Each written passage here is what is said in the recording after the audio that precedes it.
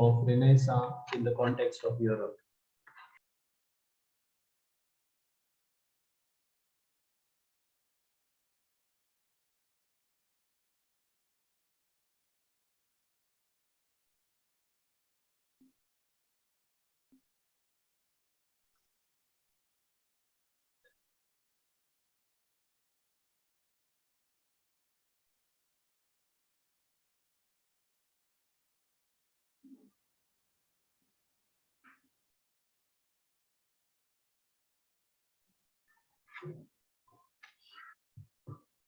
Hello?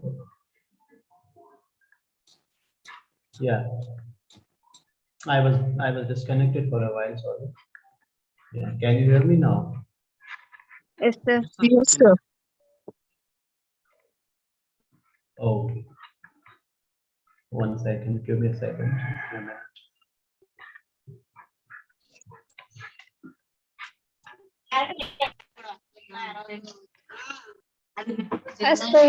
And please, it's a request to you to mute yourselves. Everybody, please do that. Okay.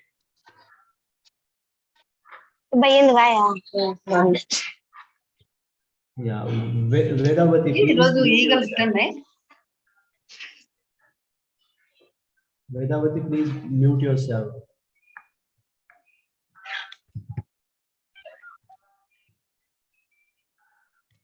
Everybody, please do that.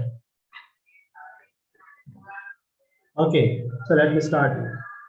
We are already running late. So I was talking to you. I said that we have been talking about the age of Renaissance, but in the context of Europe. That's what we have spoken about in the previous class. And today we're going to talk about the Renaissance, the age of Renaissance in the in the context of England.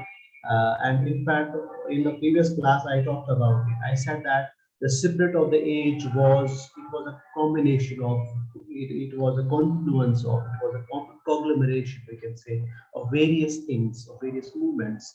And when we talk about the age of Renaissance, it can be roughly divided into the Tudor period. Tudor period starts in 1485 and it lasted up to 1603.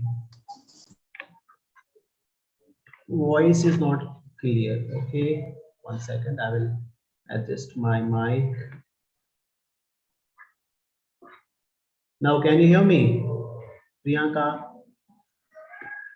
Can you hear me, Yes, guys? sir. Yes, sir, we can hear you. Okay. Okay, fine. All right. So I said that Renaissance, the age of Renaissance can be divided into different periods. Okay. The period, the first period is called the Tudor period. It starts from 1485 and lasts up to 1603. Okay, and then the second period of Renaissance is Henry, when Henry's eighth ruled. Henry VIII was the father of Queen Victoria. He ruled from 1485 and he ruled up to 1507. That was his years, we can say. That was his time period. And Henry VIII, that was Henry VII, who ruled from 1485 to 1507. And then Henry VIII comes into scene, who ruled from 1507 to 1557. Okay, and then comes the famous Queen Elizabeth. Then there was this, when we talk about the age of Renaissance, in the context of age of Renaissance, there was this, we can say, there was a change of tone and tenor. The best literature, when we talk about in the age of Renaissance or in England, it is said that it has been produced in the age of Queen Elizabeth. So and other is the other king who followed is King Arthur. We had a writing called Morte di Author. It was by Mallory. The author is known as Mallory, and it was published in the year 1485, and it is all about King Arthur. It's an elegy. Okay, elegy is writing which is written over the death of somebody. Okay, which talks about, which laments the death of somebody. Okay. And then, we when we talk about the Renaissance, there were, Renaissance was, there were several things happening around the world. There are several things responsible for Renaissance. For example, one of the, important things which have happened in the age of Renaissance in the context of England, we had, this man came up with the printing press. Earlier people used to write on leaves, and there was nothing like printing at all. So this man called William Caxton, he is known for inventing printing press, and he did it in 15th century. He was he was a middle class entrepreneur, and he is, like we can say, he is the new harbinger of a new age called the age of Renaissance. And also we had some women writers also. For example, there's a writing called The Revelation of Divine Love. It was by a women writer called Julian of Norway, an important writing, who lived in 1342 to 1416. So this new age, the new spirit is reflected here in the age of Renaissance. And it was all about the freedom of mind. It talked about the age of Renaissance in the context of England. It talked about the freedom of mind. Okay. We have another writer called Mercury Camp, who was born in 1373 and who lived up to 1473, almost a century. In fact, century, complete century. And this person, this writer called Mercury Camp, he he came up with an autobiographical writing called the Book of Mercury Camp. Okay, it is autobiographical in nature. One is biography and other is excuse me, so yeah. Sorry for interrupting. Yeah, please. So could you please explain me that we are going through currently in Unit 1? Yes, this is all about, this is the introduction of the age of Renaissance, actually. 15th, Okay. 16th century, Yeah. Just please tell us, sir. Otherwise, we can't do it. Yes. Yeah. Right. So we were talking about in the previous class, in offline classes. In the previous class, we talked about the This age is of our first Renaissance, class, sir. the Okay. age of Renaissance, but in the context of Europe. This is the age of Renaissance once again, but in the context of England. Okay. England, okay, because Okay. the Renaissance, as I already told you, that the Renaissance started in Italy, and it took some time. It reached England at last. And we are talking about some movements, the things which are responsible for Renaissance in England. And we are talking about all these writers, all the different writers who brought these the important changes, who changed the spirit of the age, and these people were responsible for it. I was talking to you about this person, about this writer called Mercury Camp, who wrote an autobiographical writing, who came up with an autobiographical writing called The Book of Mercury Camp, and it got published in the year 1432, and it is also known as the first biography of English, first autobiography of English. Okay, the book is called as the Book of Mercury Camp, KMP. Okay, the spellings. So this became the model for writing autobiography. This is known as the first autobiography in England. I mean, in the whole English literature. And also, when we talk about Renaissance, the age of Renaissance was also responsible about, it was all about the poetry. The poetry of age was confessional in nature. Confession. Okay, so it was all about the poetry, the nature of the poetry was confessional in nature. So it was called confessional poetry. For example, if we talk about the women writer called, which I discussed with you earlier, called Julian of Norway. Okay, so they felt they wrote as they felt. So that is what confessional writing or confessional poetry is all about. And we have another writer called Erasmus, who wrote The Praise of Folly. The Praise of Folly, it was published in the year 1511. And Plutarch also came up with the essays, with the moral essays. Uh, and also we had other confessional poetry, confessional poets, they came later. And also one of the important figures of Renaissance, the age of Renaissance, when it comes to essay. Essay for the first time was being written in the age of Hitler. When we talk about essay, the father of English essay, Bacon, Francis Bacon, the famous person, the famous writer, one of the giant literary figures of the age of Renaissance, and father and founder of the English essay. He wrote a book called Novum Organum. It was most probably written in Latin. Yeah, it was written in Latin and it was published in 1620. It's a considered as a magnum opus. It is called a Novum Organum. Okay, and his first book of the collection of his essays was Of Truth. So if you talk about his different essays, they always start with the preposition of. So you have an essay by Francis Bacon called Of Truth, which is his first essay, and the other famous essay is Of Books, and several other essays he has to his credit.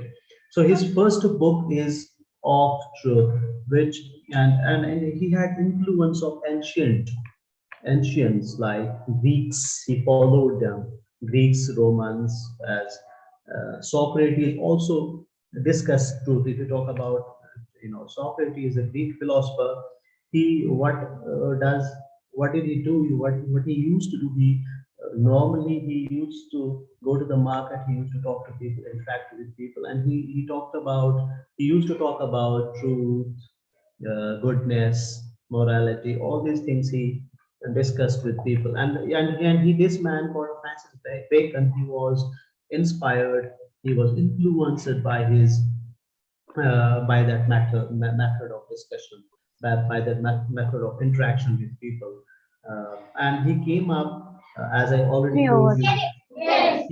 Please mute కొంతమంది yourself. Monday ఈ last date అనేసి మాట్లాడాను, Monday రోజు pay చేయాలనేసి. Monday కొంతమంది ఇస్తా అన్నారు, date అయితే నేను చెప్పాను మండే అనేసి రాసిన రీజన్. కొంతమంది 10th తర్వాత, వన్ ఏమో హోలీ, వన్ ఏమో ఉగాది. కొంతమంది దేతే కాంజారే దేనే కాచే పైసే కాంజాతే అంటున్నారు. Please mute yourselves. పక్కన రీజన్స్ రాస్తాను. हम स्कूल से बात कर रहे बोलते थोड़ा कट ही कर दिए.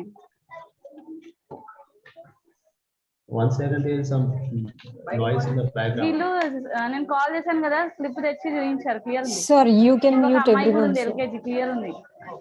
ఇంట్లో ఫైటింగ్ చేసుకొని వచ్చారంట husband wife. So you can mute everyone. ఆమె వదులుతుంది వైఫ్ హస్బెండ్ మీద, ఆయన వచ్చి చూపిస్తుంది, చూడు నేను పే చేస్తా. రీజన్స్ అందరికి ఉన్నాయి సార్, క్లియర్ ఉన్న వాళ్ళకి తెచ్చి చూపించమన్నాను నేను. చాలా ఉంది సార్, ఇంత పెద్ద లిస్ట్ క్లాస్ టీచర్స్ కి చెప్పొద్దా కాల్ చేయమనేసి. Sir, you can mute everyone.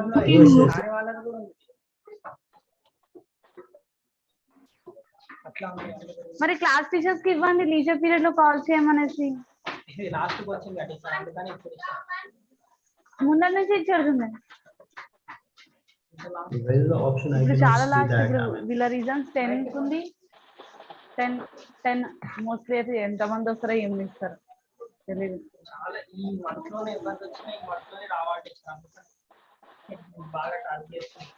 ఒక అబ్బాయి అయితే రావట్లేదంట, రాశాను నేను, స్పేర్ స్కూల్కి వెళ్తుండే. ఇక్కడ రెగ్యులర్ యాక్సిడెంట్ చేస్తే ఒక అమ్మాయి రావట్లేదు, ఒక అబ్బాయి రావట్లేదు. వెంటనే కట్ చేశాను, అమ్మాయి రావట్లేదు. వెనకాల ఒక అబ్బాయి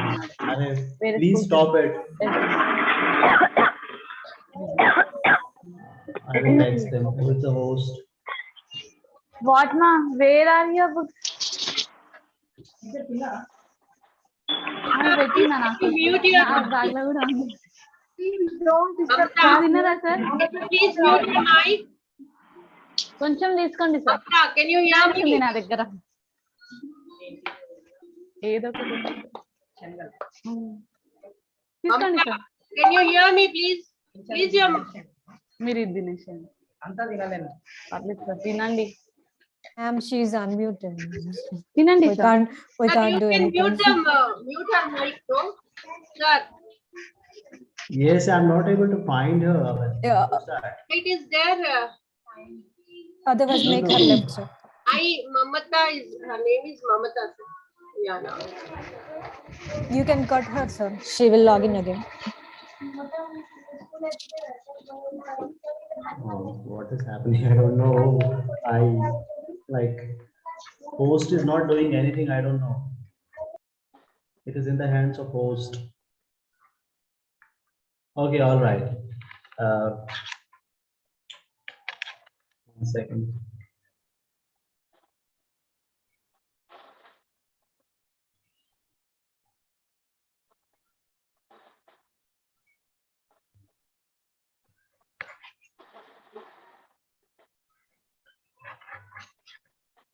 Okay, so I was talking to you about this person called this author called Francis Bacon, who is known as the founder, a father of English essay, and he has to his credit called. He wrote a book called Novum Organum, as I earlier told you, and his first book is known as titled as Of Truth. And I told you that he was influenced by Greeks like Greek philosophers like Socrates, and because they also discussed truth in their lives, truth, honesty, goodness. They talked about all these things. And similarly, Francis Bacon also talked about all these things.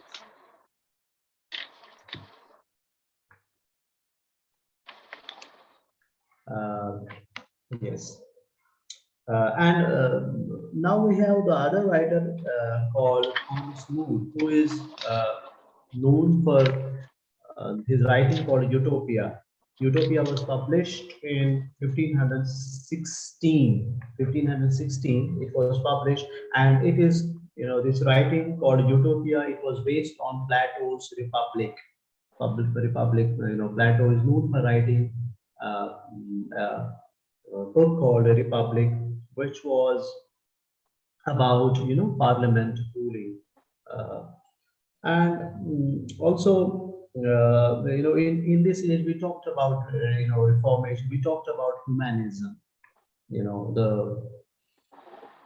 age of Renaissance in the literature which was produced, it was based on humanism. Humanism is human being the center of the universe, and it was all about enlightenment, we can say.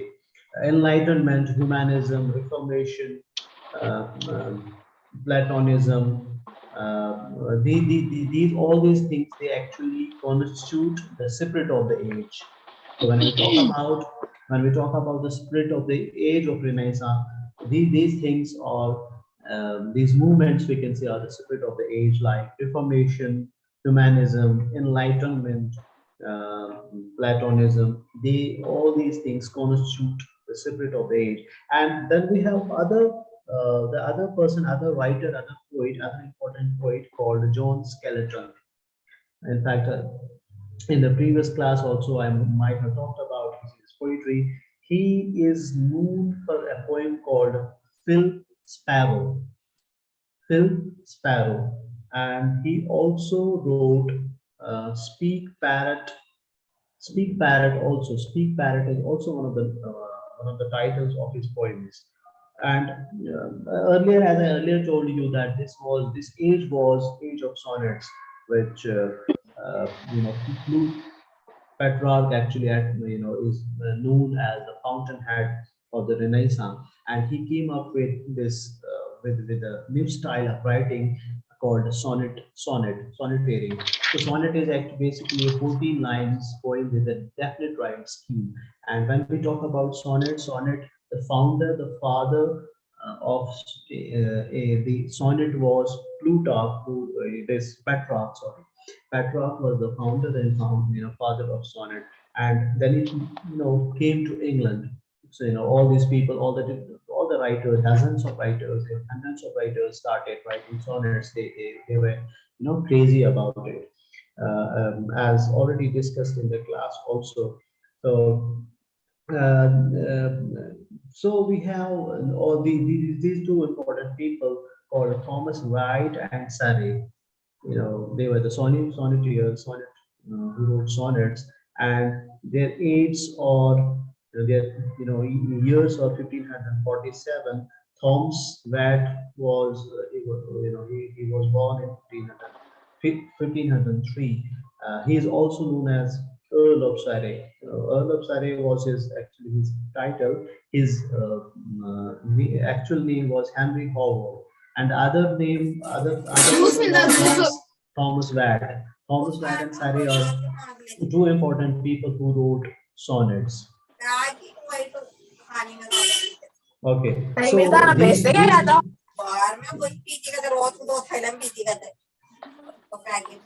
once again.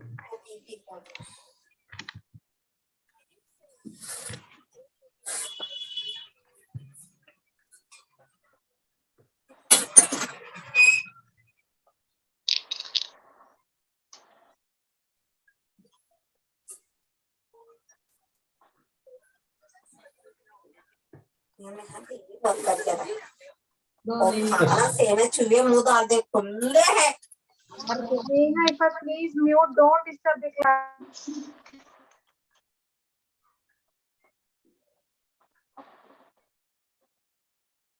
Okay, so I was talking to you about these people called Thomas Watt and Surrey. Thomas Watt was born in 1503, and this person, the other writer called Thomas Earl of Surrey. He was called as, his title was Earl of Surrey, but his real name was Henry Howard. Okay, so they wrote the same kind of poetry. They began with translations, and they are writing for, they are known for the style, the diction, the tone, the tone, tenor.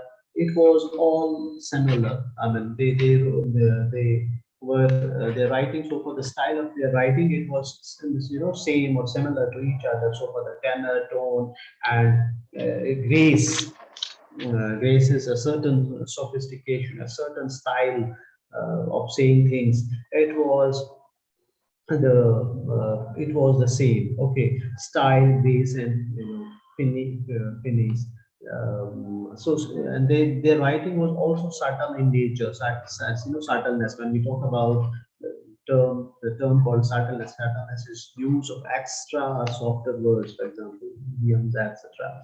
And rhetoric also, they're known for their, rhetoric. Rhetoric is how you say things persuasively, the art of persuasion.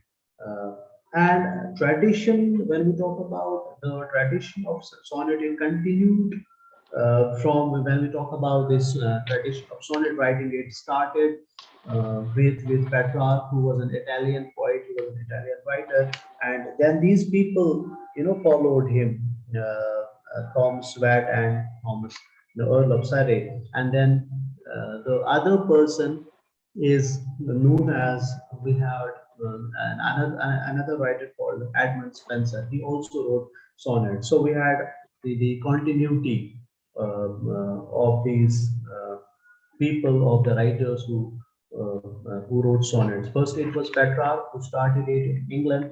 Then all these two people, the famous duo, we can say, the famous writers called Thomas Watt and Surrey. Then this writer called Spencer also wrote sonnets. Thomas Watson and Thomas Lodge, the other writers, they imitated French and Italian literature.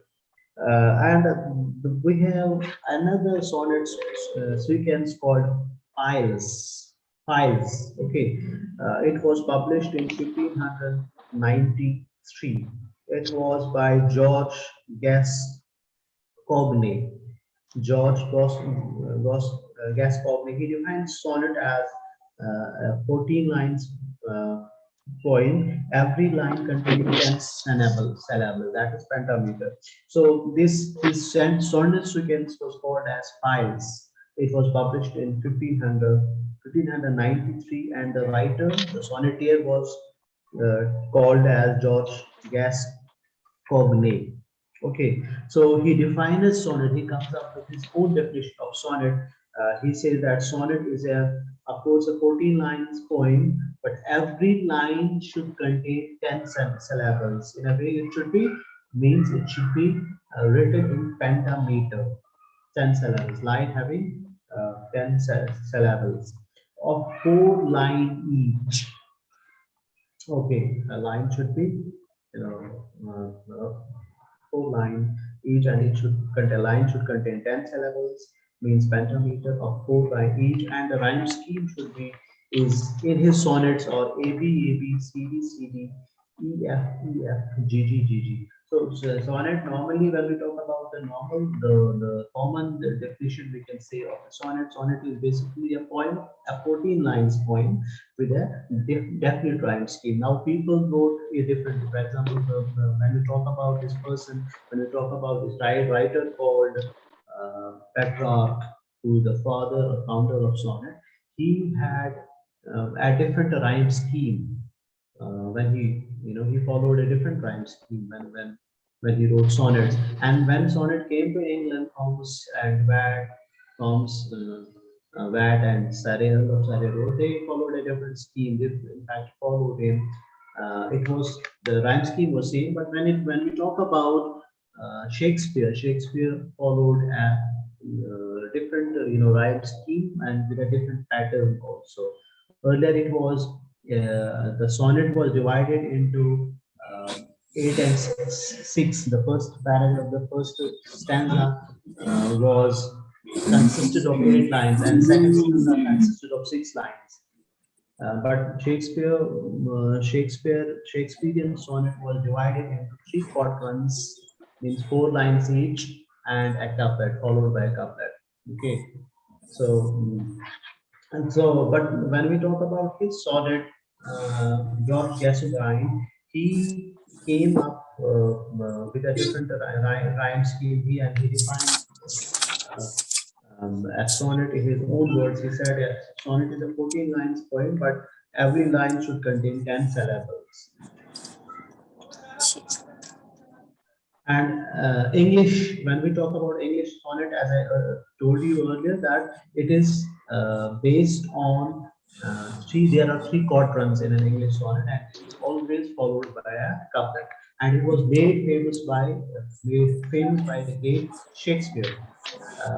And also the other literary giant or literary figure in this age is Philip Sidney. Now when we talk about Philip Sidney, he is known as the father of criticism, father of English criticism. He also he is known for writing an essay. He wrote an essay called Apology for Poetry. Philip Sidney, he was both a poet and a critic. He gave the title Astrophil and Stella.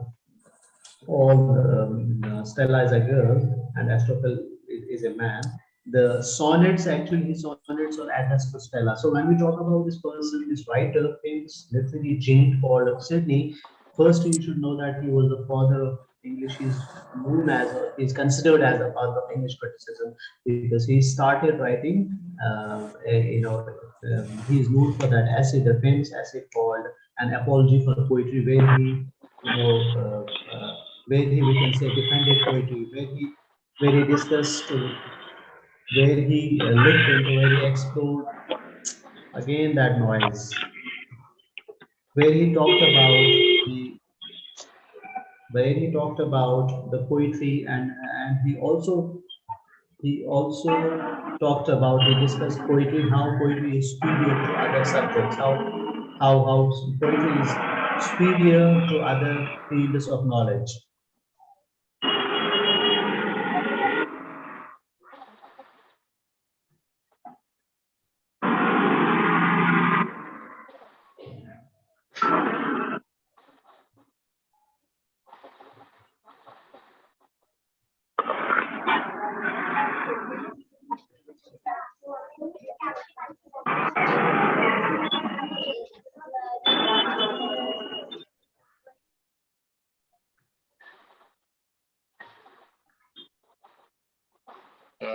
1 second. Who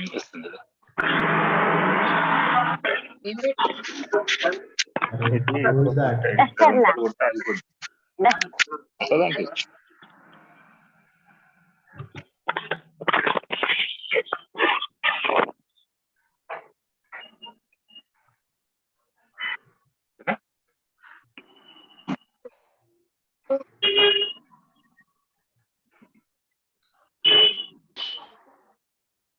Second. Give me a second.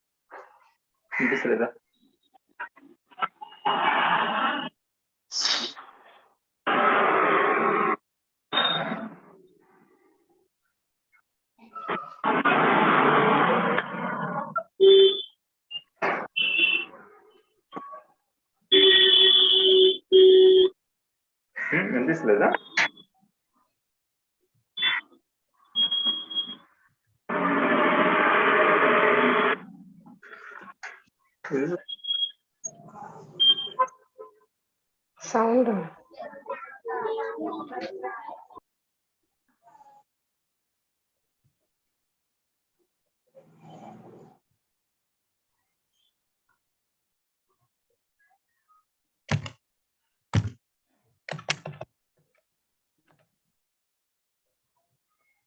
Yes. Okay, all right. So I was talking to you about this person called Philip Sidney, the writer who was both a writer and a critic, who is known for an English essay called An Apology for Poetry, or it is also known as a defense of poetry, as the word suggests, as the word says it all. It is all about, the essay is the defense of poets or defense of poetry.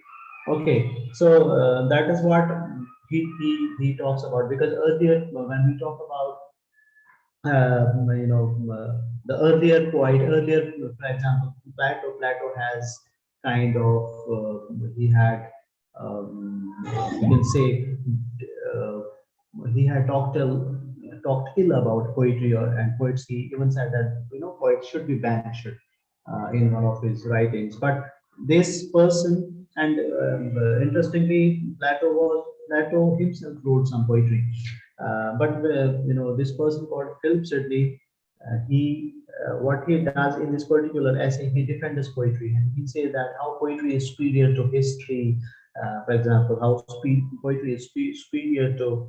He talks about the qualities of the poet and qualities of the characteristics of writing poetry, and the superiority, how poetry is superior to other subjects, other fields of knowledge. He compares poetry to history, philosophy, and all these subjects. And that's why apology here actually means, apology does not here mean being sorry or feeling sorry. It means a defense. He defends his poetry. He explains his position as a poet, and on the behalf of all the poets in fact.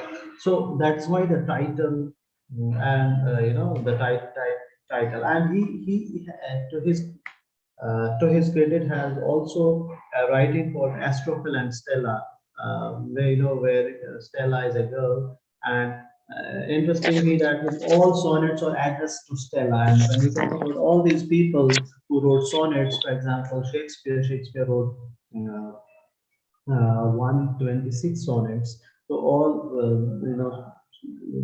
his sonnets, the sonnets by Shakespeare, they are addressed to two people. One is the girl with whom he was in love, called the Black Lady, it is being said, and the other was his friend called Earl of Southampton. So in a similar way, uh, Astrophil and Stella. Astrophil is the name of a man, and Stella is the name of a girl. And all these sonnets he addressed to Stella, this woman called Stella, this girl called Stella. And he's also known as by his writing, called Delia. It was published in 1592. Uh, Now we have other, we have all these writers, for example, Sidney, all these writers who wrote sonnets, Sidney, then Spenser, then came Shakespeare. After Spenser came Shakespeare, who kind of made it very famous when we talk about the sonnet. And John Donne, we have all these people who wrote sonnets. For example, it started with, so in the context of England, for example, it started with Sidney, Earl of Surrey, in fact, Tom Swatt and Surrey, they started writing, sonnets. They followed this Petrarch, who was an Italian poet who, in fact, started writing, sonnets. Earl of Surrey, both these people, Earl of Surrey and Tom Swatt, they followed Petrarch.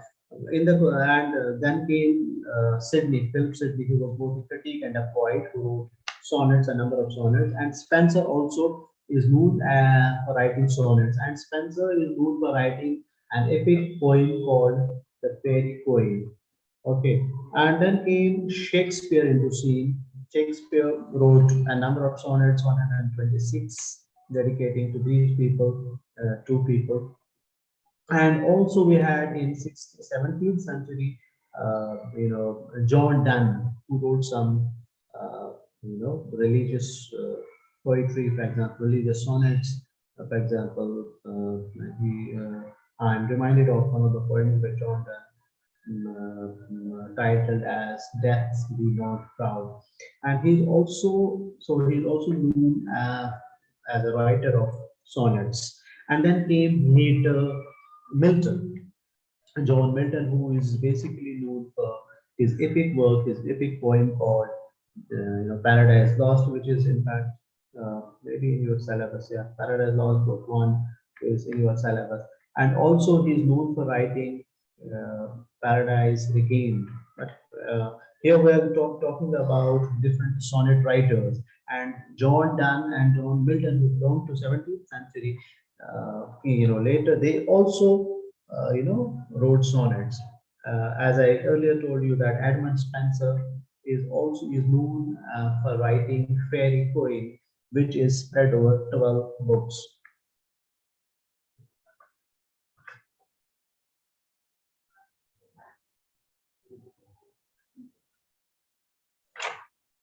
So sonnet sequence of Spenser, it was called as Amorti, and Shakespeare.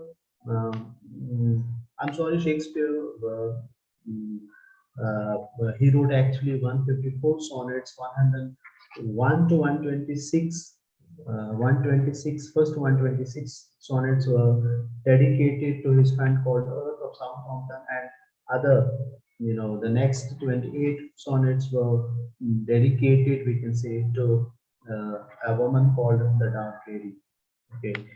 And next comes the Shakespearean age, which was, the climax of Renaissance, we can say.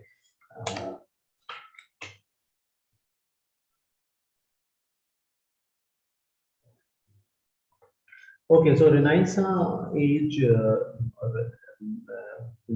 comes. It is the age of Renaissance. It's the age of it's the climax of Renaissance, we can say. And Shakespeare, when we talk, Shakespeare was the biggest of all, the greatest of all the writers. When we talk about Elizabethan age, and when we talk about Shakespeare, as I already talked about it, that Shakespeare was somebody who is a writer who is the greatest dramatist ever, not merely in English but in all the languages. And he has been translated. We often talk about Shakespeare. Everybody talks. In fact, if you belong to the Department of English Literature, or if you're an English literature student, everybody may ask you to talk about Shakespeare. Why Shakespeare? Because he is somebody who is, he's the most translated writer, dramatist ever. His dramas, his plays have been translated into all the major languages of the world. That's why he is the greatest dramatist ever, not merely in English, but in all the languages of the world. And he wrote poems. Firstly, he wrote poems. He has to his credit two narrative poems. One is the rape of the Lucrece, and other is uh, Thoms and Adonis. And he has to his credit uh, poems and short poems like short poems, sonnets, etc. And as I earlier told you that he wrote 154 sonnets. And when we talk about his dramas, when we talk about his plays, he wrote comedies, tragedies. Then he wrote history plays or histories, romances. Romance was, we can say, a subspecies of comedy, comedy. Or it is sometimes known as romantic comedy. And he is known for writing for. He is known for those two poems, two long poems. Venus and Adonis. One is Venus and Adonis, and the other is titled as The Rape of Lucrece.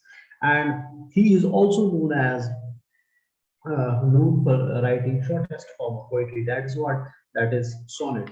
So sonnet number, for example, sonnet number 18 goes, shall I compare thee to a summer's day? That is the opening line of the sonnet number 18, sonnet number 18. And sonnet number 116 is all about, shall I compare all know what is that, which talks about love, isn't it?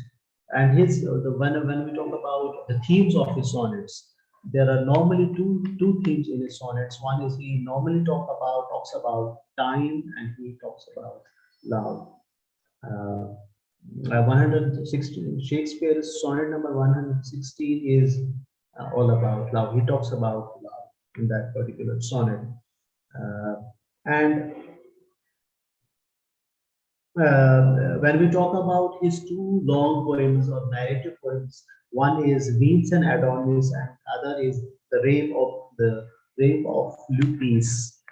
It is written in Ovidian style. Ovid was, the classical writer. It was he was a model for Renaissance. Okay, so sonnet number 54, when we talk about, it goes like how much beauty, joy, beauty. He talks about the two things here, beauty and truth, the relationship between the two, which were the popular subjects in the age of in his age. Sonnet number, for example, we can talk about sonnet number 58. Sonnet number 58 talks about time. Time is unconquerable. Everything has to perish. He talks about time, the importance of time. He said that time cannot be conquered. Time, everything has to perish. He talks about youth, beauty, strength, power. Everything has to perish one day. So nothing survives. Okay, so that is what sonnet number 58 talks about. It talks about the importance of time, how time is important, and how time is the most powerful thing in the world. And also sonnet number 130, if you look at his sonnet number 130, it talks about the beauty, the physical beauty, the opening of a lady, his mistress. In fact, the opening line starts like, when the opening line is, my mistress eye is nothing like a sun. So we can say that all these sonnets, I mean, his it was the style was majestic, we can say. And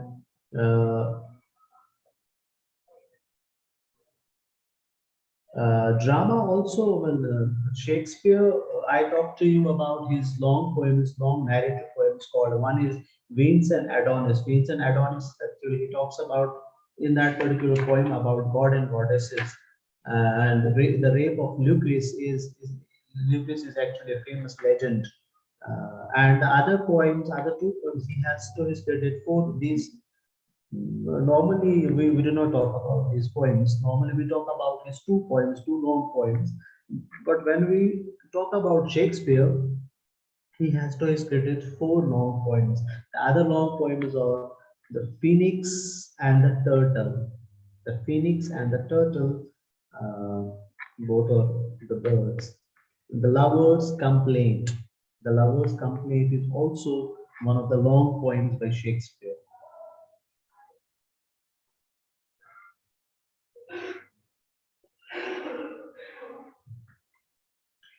Also, and Shakespeare, when we talk about Shakespeare, Shakespeare is known as the great dramatist, as earlier, as I earlier told you, the greatest ever dramatist written, who is staged, who is translated in all the languages of the world, and he is known. Normally, we talk about Shakespeare.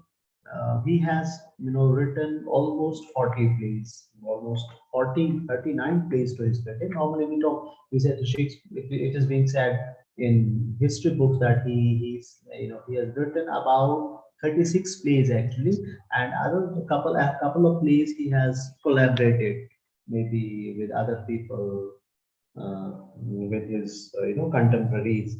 And he normally, it is being said that he produced 39 plays or almost 40 plays, comedies, which they are, there are different species, we can say, different types of dramas he has written. Now, one of the early plays he wrote is the Taming of the Shrew. The Taming of the Shrew. Shrew is a difficult being or difficult. He talks about a woman who's kind of difficult to handle. And the other is Lao's labor is lost. Lao's labor is lost. It's about funds. This particular play, it is an earlier play by, in fact, both of the plays are known as earlier plays by Shakespeare. It is all about friends, running about nature. And the other drama by Shakespeare is a Midsummer Night's Dream. A Midsummer Night's Dream. Okay. And all these, the beauty of Shakespeare, the greatness of Shakespeare is that all these, the maximum plays have been translated. So the art of translation, sometimes it can improve, but at the same time, it can destroy or make it, funny. And the other play is.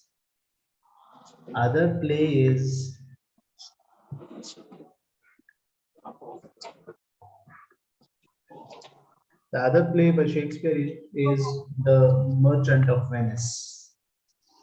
The Merchant of Venice, where he talks about an Englishman who falls in love with Portia, name of a girl. And the other next play is Much Ado About Nothing. Much Ado About Nothing. And the next, a romantic comedy. As You Like It is the next play by Shakespeare. It is a famous comedy. And what happens in comedies, women are in Shakespearean comedies. When we talk about a Shakespearean comedy, a woman is always a central character. So in comedies, women are the central character. Yeah. Excuse me, sir. Yes, yes. We should mention the place names. Page is actually page. This is all about the background to the 15th and 16th century literature. So we are talking about there is no page number present. I mean, we are talking about the age of Renaissance in England. That's what we have been talking about. Now I'm talking about Shakespeare, his contribution to literature, his poetry and his dramas. Okay. Now, I was talking to you about this play called romantic comedy called As You Like It. The title of the drama that I titled the play is As You Like It. Okay. So I told you that in tragedies, men are the characters, men are the central characters. But in his comedies, women are the characters, the central characters. In comedies, women are central characters, dominating characters. In tragedies, it's the other way around. That is men are characters. Because men, according to Shakespeare, men cause tragedy. In Shakespearean comedies, men are responsible comedy for tragedies. And when we talk about tragic comedies, women create comedies. That's what Shakespeare does in his plays. And he talks about in his tragedies, he talks about bloodshed, he talks about killings, and in his comedies, he talks about harmony, he talks about peace, he talks about reconciliation. And Shakespeare, when we talk about Shakespeare, Shakespeare almost wrote 40 plays, and half of them were tragedies, almost half of them. And the great tragedies, we have some great tragedies to his credit. There's a critic, a famous Shakespearean critic called A.C. Bradley, who talks about who has come up with his book called Shakespearean Tragedies. So he mentions only four tragedies in that particular book. He talks first is Hamlet, the other one is Othello, King Lear is the third one he talks about, and Macbeth. Okay, so tragedies, Shakespeare to his credit has 7 tragedies to his credit, but in that particular book he talks about only 4 tragedies that are Hamlet, Othello, King Lear, and Macbeth. Now, King Lear, when we talk about King Lear, it is considered as when we talk about the greatest tragedy, it is the King Lear. When we talk about the most mature tragedy, that is Macbeth. Macbeth is considered as the maturest, the most mature tragedy. Hamlet is the most popular.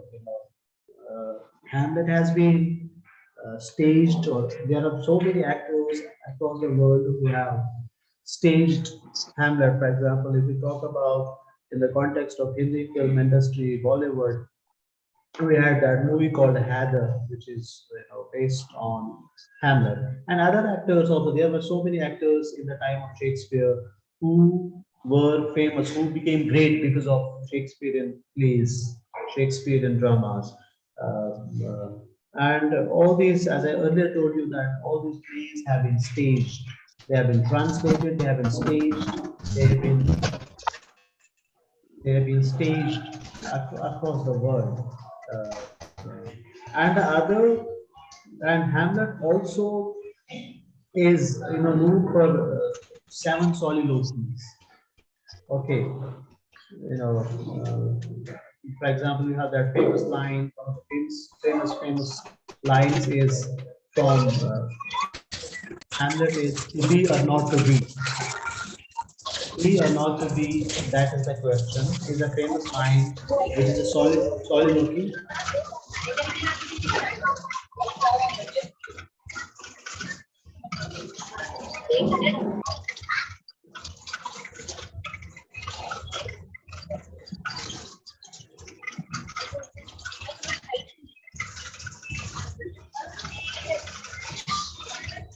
Please stop that.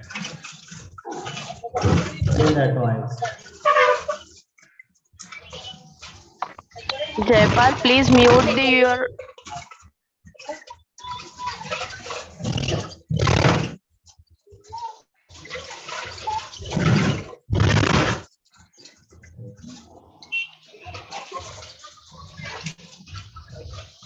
So, Mr. Jaipal, it appears. Jaipal, Yes. please mute yourself. Please. Please mute you. You are I have disturbance to already, other. I have already messaged him, the host, but he has not responded. I don't know. I cannot do anything. Noise in the background. Please stop it. Please mute yourself, please. Also close the video if you are able to hear me.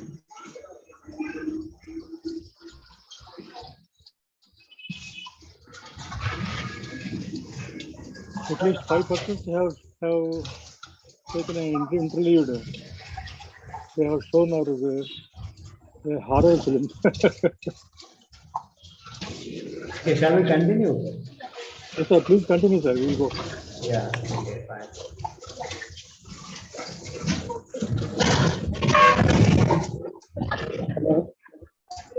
So I was talking to you about Shakespearean tragedies. So I told you that he's, he is known for Sir, writing. good morning. Yeah, good morning. How it is afternoon almost. So he is known for tragedies. So when we talk about his plays, half of his plays are tragedies, and we often normally talk about his 7 tragedies. But out of 7, these 4 tragedies are very famous. And this person, this critic called A.C. Bradley, who talks about Shakespearean tragedies like King Lear, Hamlet, Othello, and Macbeth. And all these, plays, all these tragedies have been staged, as I earlier told you. And Hamlet, as I earlier told you, that Hamlet is known for soliloquy, different soliloquy. 7, there are 7 in number, and one of the famous lines, one of the famous statements from that particular play, particular tragedy is "to be or not to be." To be, by the way, "to be and not to be" is the title of an autobiography, Amitabh Bachchan's autobiography. "To be and not to be" is the title of his autobiography. To be or not to be, and that is the question, is a famous line from that particular play. And Julius Caesar is also, one of the, one of the plays by Shakespeare. The next is Antony and Cleopatra. So Shakespeare, when we talk about Shakespeare, Shakespeare did not follow any classical writers. He had his own style, and that he wrote down all the rules. And that's why he is, maybe he was not educated enough. He was only a school pass out, and he outclassed all those writers who were called as university wits. Like, we had some great people who were university educated. For example, you had George Peele, you had Marlowe, all these 5, 6 people, who were called as university wits because they were the pass outs of the university. For example, if you talk about Christopher Marlowe, he was the product of the University of Cambridge. They were the educated people, but Shakespeare was not educated enough. He was just a school pass out, but he was the greatest. He is the greatest writer. He's the greatest dramatist because he, was not prejudiced. All these playwrights, they talked about kings, knights, but when we talk about Shakespeare, when it comes to Shakespearean plays, he talked about kings, knights, princes, and he talked about, at the same time, he talked about the common people. He talked about the common man in his plays. That's why Shakespeare is the greatest of all. And he was not prejudiced in terms of color, in terms of class, ethnicity, etc. And also we have, when we when we classify his dramas, his plays, his dramas are normally classified into comedy, tragedy, and comedies. Tragedies, he has number of tragedies to his credit. In fact, I told you that 50% of his plays are tragedies only. But the other genre is, other species, we can say, of his plays are comedies. And there are plays called history plays, historical plays, and romances. There are few romances to his credit. But the main classification, the general classification is, basically his dramas are divided into comedies and tragedies. Okay, then romances. One second. Yeah, can you hear me?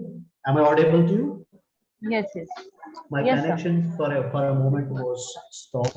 Yeah. So I was talking to you about the classification of Shakespearean dramas.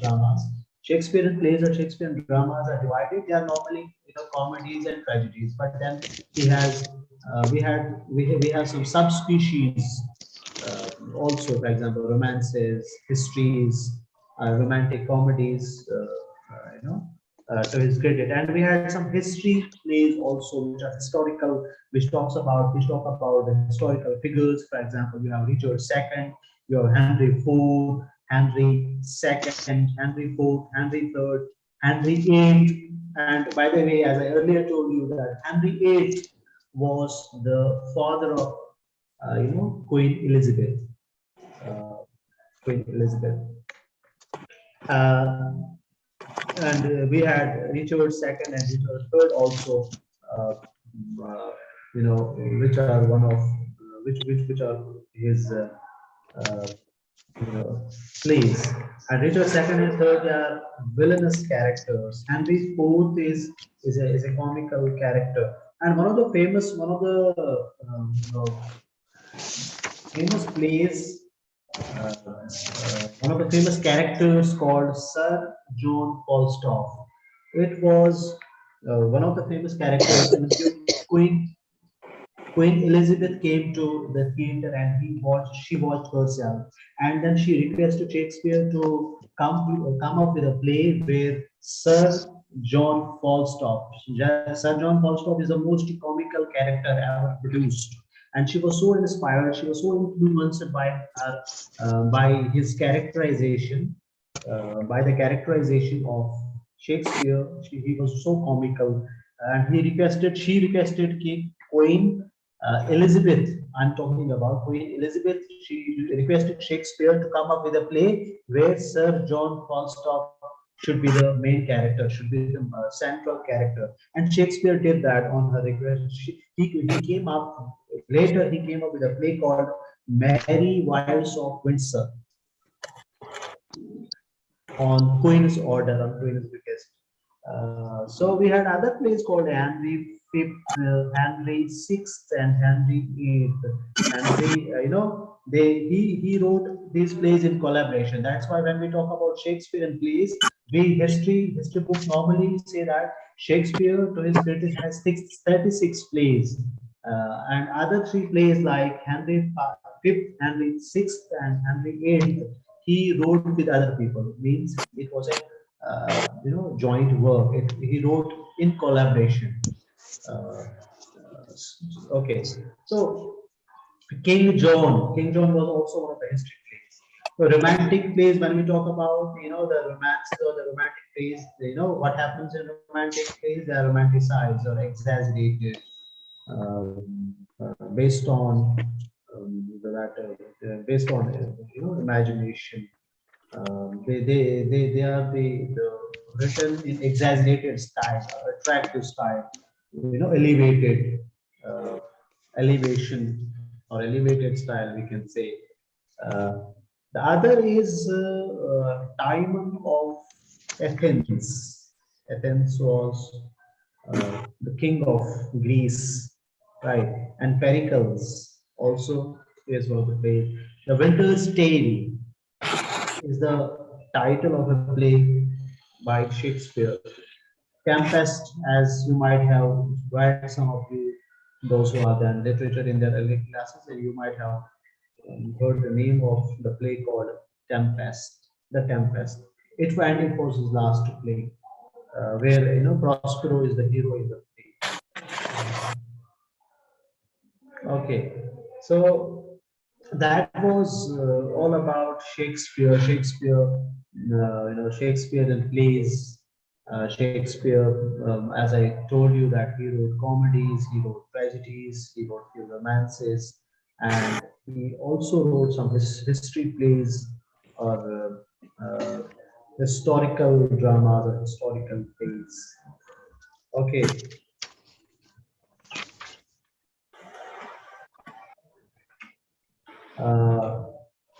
Any questions, anything? We have still 15 minutes to go. If you want to raise a point, you can have a discussion about Yes, yourselves. sir. May I ask you one question? Yeah, please.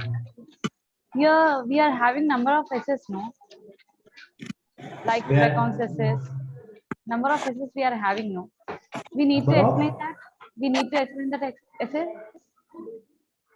Yes, in the examination point of you are saying. What did you say? What did you say? Bacon's essay. Bacon's in the unit 5. Bacon's, okay, Bacon's. You're Yeah. talking about Francis Bacon. Yeah, Bacon. Okay. Yes. What is that? We need to What is? explain this all the topics about. No, it depends on the question. You have to answer accordingly, right? For Yeah. example, if you have the questions like write critically about the essays of Francis Bacon. You have to give his background, then talk about his essays in general. What are the themes he talks about? What does he talk about? What does he discuss in his essays? So it is like a critical appreciation. And like Dr. Foster's. Dr. Faustus, yeah, Dr. Faustus is Yeah. the name of a play by Christopher Marlowe, yeah. So the question can be talk about the characterization, talk about the character, elaborate on the character of Dr. Faustus. Yeah, you can provide a summary first, then critically evaluate the character. It's enough to write the summary only, no? No, it depends on the question. It depends on the question. You should start. You can give the background of the author, as I have already told you. To talk about the background first, and then come down to the question. What does question ask you? What does question demand? That also you have to keep in mind. Thank you, Okay. Anything you want to discuss among yourselves? Somebody, if you have a question, query, anything, any doubt, anything, we can utilize these 10 minutes. But I'm not happy with the class today. If you give any important points or topics to remember, then it yes, will be better. see, examination point of view, I mean, topics I cannot give you. I mean, these things, Dr. Faustus, you study for your exam. Then King Lear. Okay. Okay, then next, can you hear me, all of you? Am I audible to you properly? Yes, Yeah, sir. yeah. Okay, fine. Yes, sir. Paradise Lost, book 1. Paradise Lost. Okay. First, yeah, in unit A, that is important. Then Absalom, Okay. Absalom and Achitophel is also one of the important units. The Way of the World is a play Once by again, William will you Conway. repeat, sir? First is Dr. Faustus by Christopher Marlowe. Okay, that is unit 2nd. Unit 3rd, you write down King Lear. Then unit 8, Paradise Lost, book 1. Next is unit 9, Absalom and Achitophel. Next is The Way of the World by William Conway. Next is unit number 12, Joseph Andrews by Henry Fielding. That is the title of the novel. That is a novel, Henry Fielding. Next is Ode on Intimations of Immortality. Wordsworth is a poem by Wordsworth and Coleridge. And Rhyme of the Ancient Mariner. That is the Coleridge. That first one is the Wordsworth. Next one in that particular block is Ode to Autumn by Keats and Ode to the West Wind by Shelley. So please repeat it. So please. Yeah, unit number 13. I said unit number 13. Ode on Intimations of Immortality by Wordsworth. And the next poem is The Rhyme of the Ancient Mariner. Next is unit number 14. That is Ode to Autumn.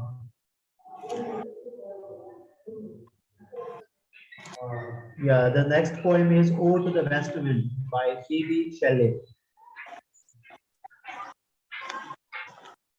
Then, when you go to block 4, go to unit number 17. Hard Times by Charles Dickens.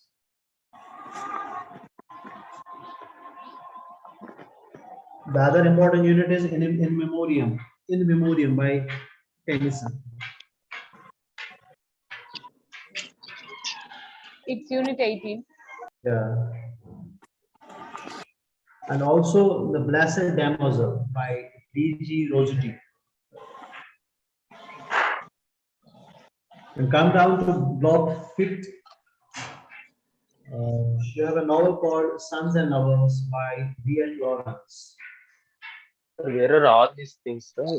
Are there in textbook? Yeah, Or contents. Go to the contents page. Contents. in which books? Sir? Your British literature book. This is British literature class, right? Yes, good morning, Yes. sir. Yes. Go to the page called contents. You'll find Sir, it shall there. I, sir, 1 second, sir. Okay. Sir, whatever you are giving the notes now, you are saying some important points, right? That one, Yes. can you send the text in our group in WhatsApp? Why? Because your voice is very, he's listening very, it's not clearly. All right. Okay, that is my request. Thank you. Okay, I will try to do that. You should have told me. You should have told me earlier about it. I was not aware about it. Okay. Sir, I didn't. Yeah. So I'm talking about the person. Somebody asked me about the important units, so I'm talking about them. The other important unit is what is yeah, Sons and Lovers, right? You go down Sons and Lovers, right? The other is Waiting for Godot, unit 25. Okay.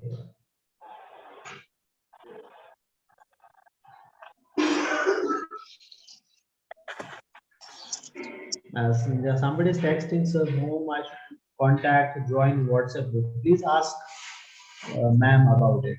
I don't know about it, WhatsApp group and all. Excuse me, sir. Yes. So can you repeat in block 2 and 3 once? Yes, sure. 1 second, sir. 1 second, sir. My session, sir. Actually, I have noted your points. Whatever. But many of them have not opened the book. And I think by now they have opened the book. If they go to the contents, better just you advise the block 1 and the unit. That will be enough, sir. Yes, okay.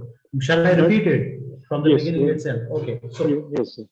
Block 1, unit number 2. Okay. Yes. 2 and 3 from block 1. Okay. From block 2nd, it is unit number 8, 9, and 10. Okay. Right. Then block number 3, unit 12 and 13, 14 also. Yes, sir. 12, 13, 14. Okay.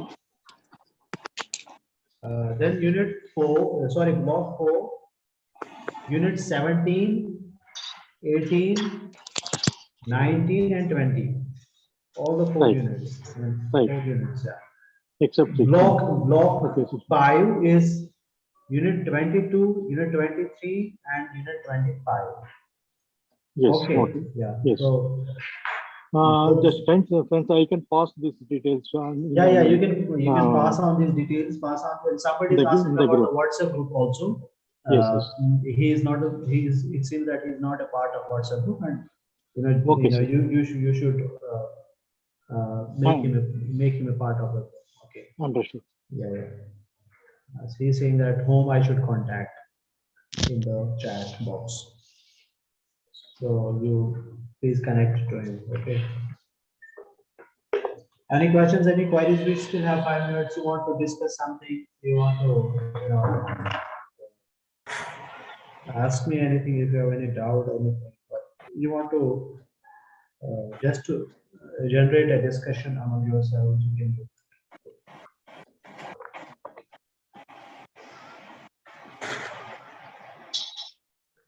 But in today's class, there was a lot of noise in the background, not happy with the class. But And I was, Let and us- unfortunately, I was not the host also. I couldn't do anything. I even WhatsApped him. They did not Sir, respond. this being in the first class, Yes, and yes. many people are not acquainted with the practice of Yes, opening this one. yes, yes, yes. And let us take in later win, sir. It is an interlude of comedy. Yes, yes.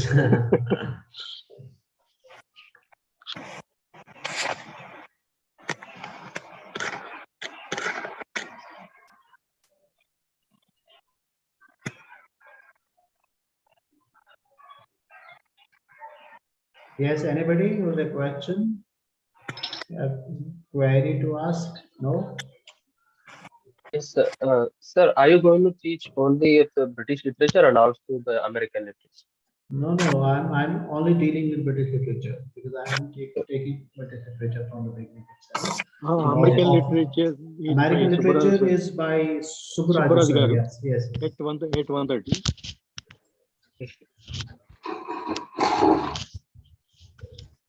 Excuse me, sir. Yes. Yes, sir. Can we watch this class in the YouTube again? Yeah, you can do that. They are recording it at the same time. Yeah. It will be available on YouTube. Always do that. Yeah. Thank you, sir.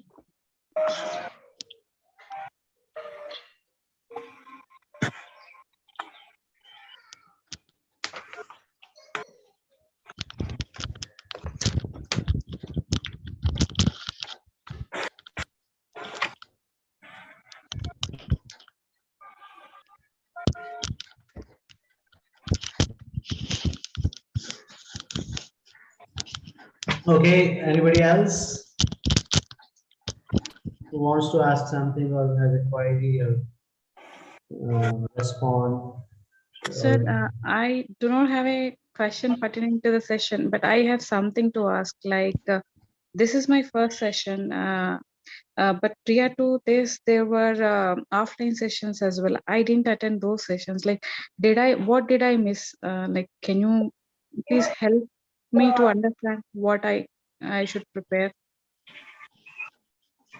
Yes, you have missed 8 classes, 8 offline classes, and in fact, we have talked about all the important things, all the basic things, the foundation of the course called British Literature. The only thing I can suggest to you to go through the book, the study material, which has been provided by the university. That is the best study material, the best thing you can go through. Yes, sir. I I think you got don't have those to follow any guide, any guidebook. I think this book is more than enough for you because it has been prepared by the different experts. I don't think you need to consult other guidebooks. So I think this is more than enough for you. Okay. Sir, one more question, sir.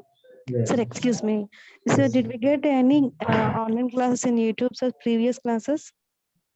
When it's like in another professors or what? Who are? I did not get you. Previous online classes means you are doing your online classes for the first time, right? First year, right? So these classes will be uploaded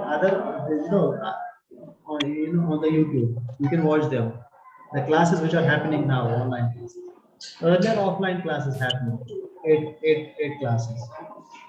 Okay. Yes. Okay. Thank you, sir.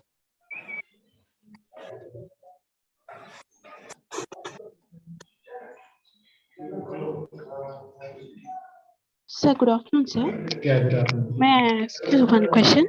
Please. On point of examination, how many units or what is the syllabus for first semester, sir? Syllabus for first semester, whatever has been prescribed in your book is your syllabus. So all these 5 blocks we are going to have an examination? Yes, you will have you can be asked anything from the book. This is itself a syllabus. You don't need to consult a separate syllabus copy. When you go to the page called contents in your survey of British literature book, it is there. Sir. The entire thing is your syllabus. Okay. so you All have this to- book is only for first semester or 2 semesters? No, this is for first semester. This is you have 5 papers, 5 courses in first semester, first year. This is not a semester system here, annual Okay. system. Okay, and second year you will have some different 5 courses. Okay. This is for this semester, this year, British literature. Okay. Thank you, sir. Yes. Sir, when might be the exams will be? Exams, I'm not sure. Maybe in the month of last year, exams happened in the month of July. Maybe July they may conducted once again. Not sure about it. They may get postponed. They may conduct it later, July, August, maybe.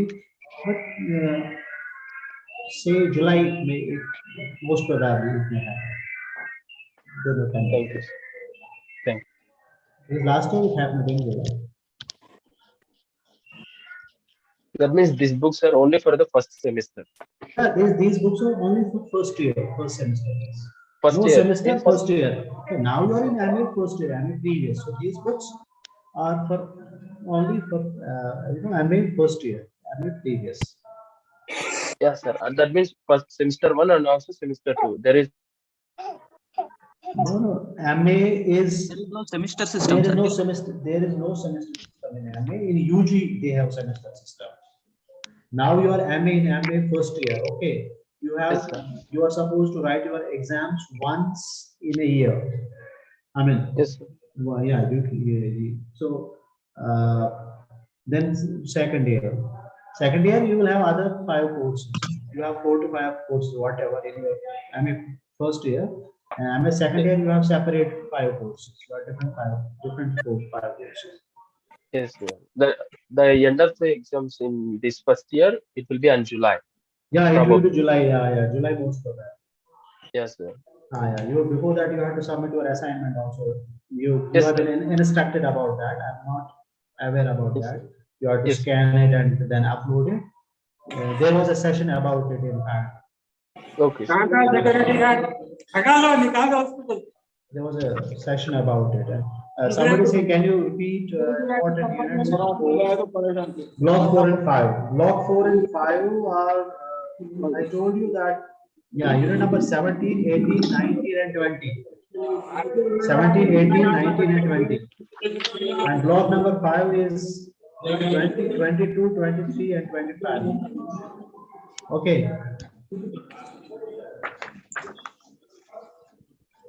Here I take a leave, guys. Okay. Enjoy your classes. Take care. I will meet you in the next class.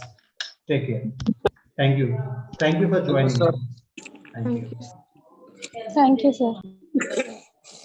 Thank you, sir. Thank you, sir. Thank you, sir.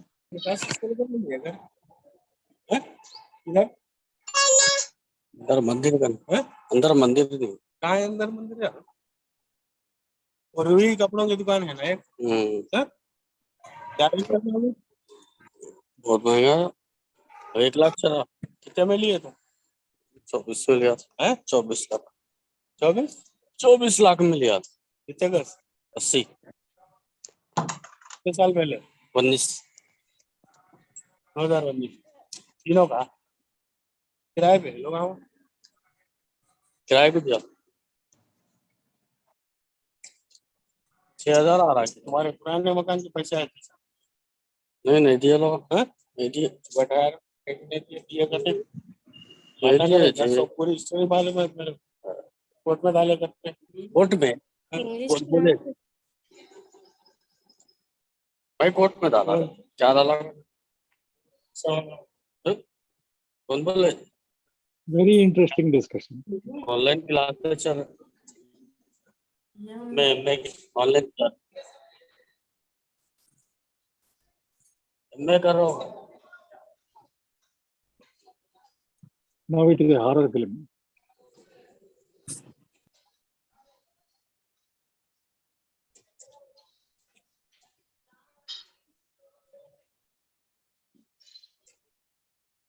Thank you, Mr. Dawood. We have left.